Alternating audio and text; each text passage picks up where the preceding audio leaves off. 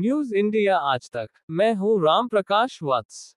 श्री मणिमहेश यात्रा में फंसे श्रद्धालुओं का बड़े पैमाने पर रेस्क्यू ऑपरेशन आज सुबह 6:15 बजे से शुरू हुआ।